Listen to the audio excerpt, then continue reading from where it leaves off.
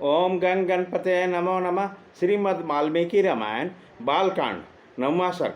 पुत्र के लिए अश्वमेध यज्ञ करने का बात सुनकर सुमंत्र ने राजा से एकांत में कहा, महाराज एक पुराना इतिहास सुनिए। मैंने पुराण में भी इसका वर्णन सुना है।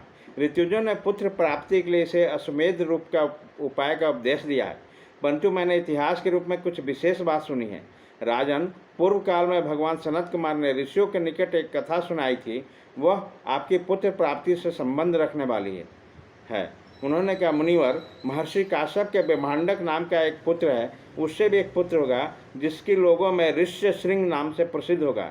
ऋष्य श्रृंग मुनि सदा वन में ही रहेंगे और वन में ही सदा लालन पालन होकर बड़े रहेंगे। सदा पिता के साथ रहने के कारण विप्रवर ऋष्य श्रृंग दूसरे किसी को नहीं जानेंगे।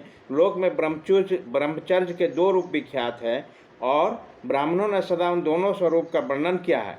एक तो है दंड मेखला आदि धारण रूप मुख्य ब्रह्मचर्य और दूसरा है ऋतु काल में पत्नी समागम रूप गौण ब्रह्मचर्य। उन महात्मा के द्वारा उक्त दोनों प्रकार के ब्रह्मचर्यों का पालन होगा। इसी प्रकार रहते हुए मुनि के समय अग्नि तथा यशस्वी पिता की सेवा में व्यतीत होगा। उसी समय अंग देश में रोमपाद नामक एक बड़े प्रतापी और बलवान राजा होंगे। उनके द्वारा धर्म का उल्लंघन हो जाने के कारण उस देश में घोर अनावृष्टि हो जाएगी, जो सब लोगों को अत्यंत भयभीत कर देगी। वर्षा बंद हो जाने से राजा रोमपाद को बड़ा दुख होगा। वे शास्त्र ज्ञान में बड़े चढ़े ब्राह्मणों को बुलाकर कहेंगे, विप्रवरों, आप लोग वेद शास्त्र के अनुसार कर्म करने वाले तथा लोगों के आचार विचार को जानने वाले हैं, अतः कृपा करके मुझे ऐसा कोई नियम बताइए जिससे मेरे पाप का प्रायश्चित हो जाए। राजा के ऐसा कहने पर वह वेदों को पारंगत विद्वान सभी श्रेष्ठ ब्राह्मण उन्हें इस प्रकार सलाह देंगे।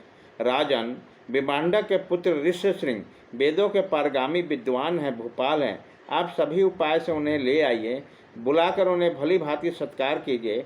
फिर एकाग्रचित होकर वैधि विधि के अनुसार उनके साथ अपनी कन्या शांता का विवाह कर दीजिए।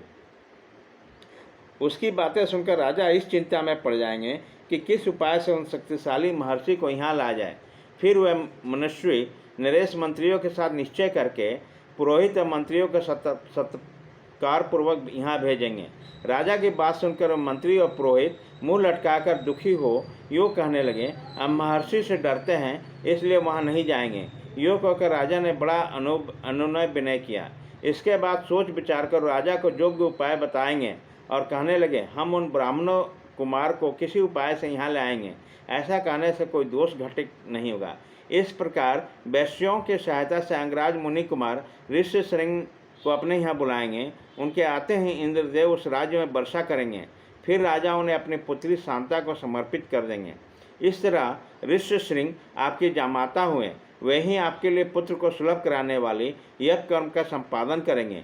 यह सनत कुमार जी की कही हुई बात मैंने आपसे निवेदन की है।